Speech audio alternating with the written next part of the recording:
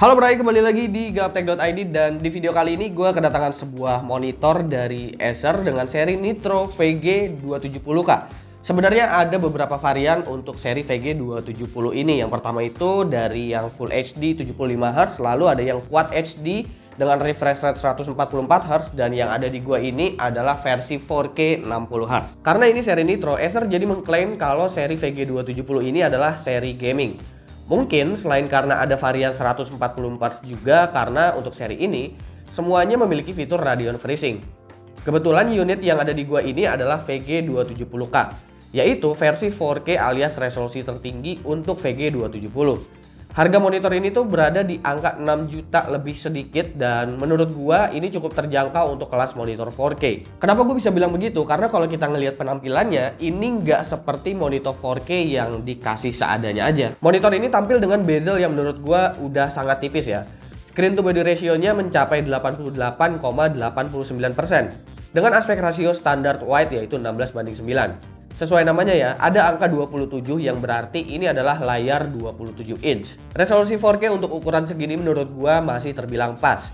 Jadi detail pixelnya masih dapat, scaling saat di Windows juga nggak terlalu jauh. Masih enak dipakai untuk jarak yang nggak terlalu jauh. Buat panelnya sendiri, VG270K ini menggunakan panel IPS dengan gamut sRGB 100%. Jadi soal akurasi warna dan view angle itu emang udah cakep. Ditambah lagi, monitor ini brightness-nya itu udah 300 nits. Di boxnya Acer mengklaim bahwa monitor ini itu HDR ready. Tapi sebenarnya monitor ini belum bisa mengaktifkan mode HDR untuk game yang memiliki fitur HDR. Dan belum bisa play video HDR di YouTube.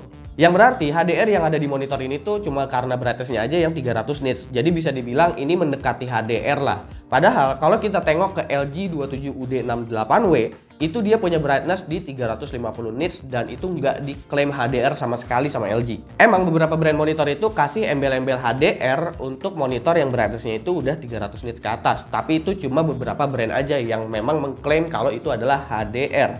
Dan gue nggak mempermasalahkan itu juga karena memang kualitas warnanya dan kualitas brightness-nya itu memang udah bagus banget. Cara cari tahunya gampang aja, tinggal tes ke game yang support HDR atau enggak. Kalau bisa diaktifin ya berarti itu emang monitor HDR. Tapi gue emang akuin, ngelihat kualitas warna monitor ini gue bener-bener acungin jempol. Agak susah sih ngasih tahu kualitas warnanya itu sebagus apa karena pengalaman ngelihatnya itu kalau kalian ngelihat video dan kalian ngelihat langsung itu pastinya berbeda. Tapi gue bisa kasih tahu kalau ini adalah monitor yang harganya 6 jutaan dan kalian mungkin akan susah cari monitor 4K harganya 6 jutaan dan punya kualitas warna yang sebagus ini. Oh ya, IPS panel di sini juga respon time-nya udah termasuk cepet yaitu 4 millisecond. Ini IPS loh ya, bukan TN. Jadi 4 millisecond itu udah bagus untuk sebuah monitor dengan panel IPS. Lalu untuk gaming sendiri tersedia Radeon FreeSync. Jadi apabila kalian menggunakan GPU Radeon, kalian udah bisa aktifin anti-tearingnya. Gue di sini juga coba ngecek monitor ini apakah support G-Sync compatible atau enggak. Setelah dicek ternyata nggak muncul opsi G-Sync compatible di Nvidia Control Panel. Tapi ternyata sebenarnya bisa, cuma agak tricky sedikit aja. Pertama kita perlu ganti kabelnya ke DisplayPort, jangan ke HDMI. Abis itu kita perlu aktifin FreeSync mode-nya lewat menu monitor. Setelah itu baru nanti akan muncul menu G-Sync compatible di Nvidia Control Panel. Abis itu kalian checklist aja, pilih enable untuk window mode ataupun full screen. Abis itu checklist juga di bagian display specific settings karena monitor ini emang belum masuk list Nvidia untuk G-Sync compatible. Pas coba dijalanin game gak terjadi masalah apapun meskipun kita memforce G-Sync compatible di monitor ini. Semua berjalan mulus dan aman aja kalau pakai DisplayPort. Tapi kalau kalian pakai HDMI itu nggak bisa. Pengujian dijalanin menggunakan GTX 1060 dengan driver versi 425.31. Untungnya monitor ini tersedia on-screen display untuk menampilkan berapa refresh rate yang sedang berjalan. Jadi untuk ngeceknya itu gue cukup gampang untungnya di sini. FreeSync atau G-Sync cara kerjanya adalah membuat refresh rate monitor menyesuaikan ke FPS game yang kita mainin. Yang fungsinya agar nggak terjadi tearing. Jadi apabila FPS di atas 60 maka refresh rate-nya ya tetap 60. Tapi apabila FPS mengalami penurunan di bawah 60, misal turun ke 50 FPS gitu, maka refresh rate-nya akan menyesuaikan jadi 50 Hz. Ada batas toleransi terendah untuk FreeSync dan G-Sync. Biasanya rata-rata monitor itu umumnya batasnya ada di 30 atau 40 Hz.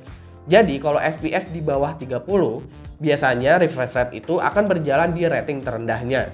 Tentu ini akan jadi nilai plus karena monitor dengan harga 6 jutaan ini selain dapat 4K, kalian juga dapat yang namanya G-Sync compatible yang dimana Acer pun nggak mention sama sekali untuk itu. Tapi emang kekurangannya karena wajib pakai DisplayPort untuk G-Sync compatible-nya, mode HDR-nya ini jadi nggak aktif. Jadi kalian bisa pilih-pilih aja tuh antara HDMI sama DisplayPort. Kalau lagi mau pakai HDR ya kalian pakai HDMI, tapi kalau kalian perlu G-Sync ya kalian tinggal pakai DisplayPort aja.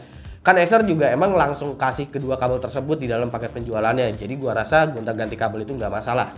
Terus untuk bagian belakang, di sini kalian bisa pasang VESA mounting dengan ukuran 100x100. Abis itu untuk output displaynya terdapat 2 kali HDMI, 1 DisplayPort, dan ada audio jack juga.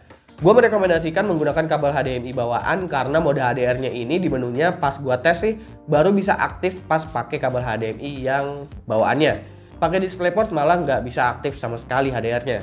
Monitor ini juga udah dilengkapi stereo speaker, tapi kualitasnya itu menurut gue ya biasa-biasa aja. Dan memang sepertinya Acer cuma nambahin untuk sebagai pelengkap aja. Jadi gue rasa dengan harga segini plus udah ada speaker dan audio jack pula kalau mau ditambahin speaker tambahan lagi, itu menurut gue juga udah menjadi poin menarik. Untuk lehernya ini oke, solid, pemasangannya juga gampang karena nggak perlu baut-baut, tinggal cekrekin aja. Cuma sayangnya untuk ini belum bisa nengok kanan kiri, belum bisa diatur juga ketinggiannya.